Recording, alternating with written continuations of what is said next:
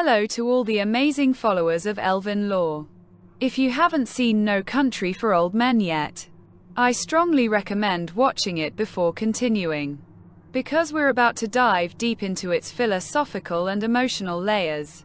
This is not just a movie. It's a mirror held up to the face of modern humanity. Directed by the Coen brothers, No Country for Old Men may appear on the surface to be a crime thriller, but it is so much more than that. At its core, it's a bleak, mechanical portrayal of the modern world. A world stripped of meaning, warmth, and even the illusion of control. This film behaves like a cold, unfeeling machine. Direct, brutal, and unsentimental, just like the world it depicts. From the very beginning, we hear the voice of Sheriff Ed Tom Bell, a man speaking from a time that no longer exists, a past where law, morality, and justice still held weight.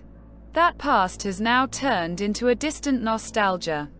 Modern man, lost in chaos and noise, longs for a return to that simplicity, to a world that made sense.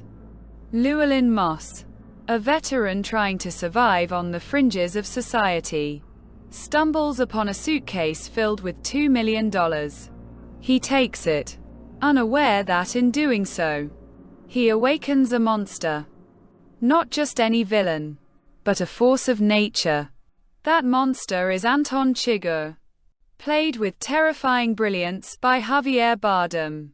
Chigurh isn't simply a killer. He is death incarnate. Cold, calculating, unstoppable. His weapon of choice, a captive bolt pistol normally used for slaughtering cattle, is not just a tool, it's a symbol, a brutal message. In this world, human life is no more sacred than that of livestock. But the horror of this film doesn't only lie in the violence. It lies in the silence.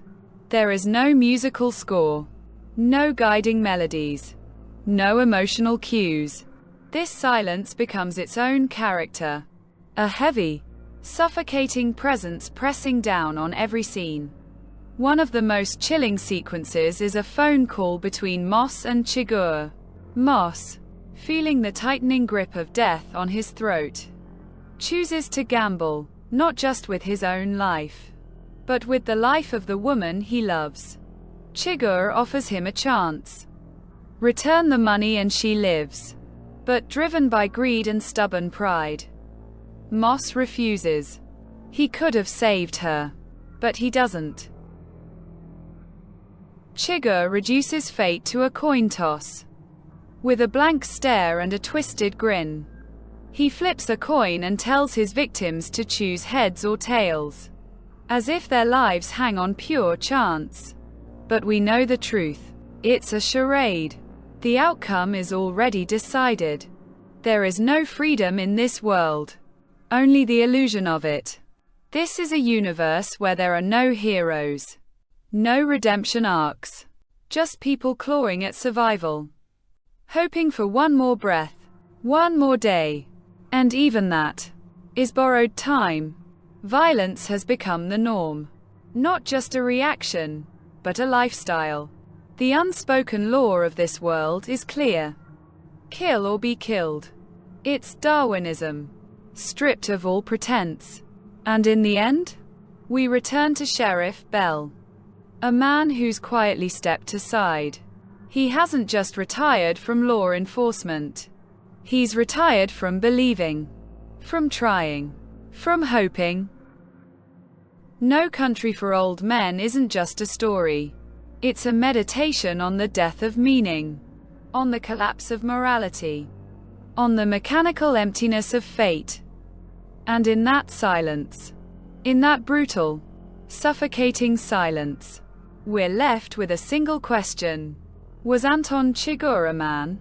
Or was he fate itself, waiting patiently, coldly, just outside our door?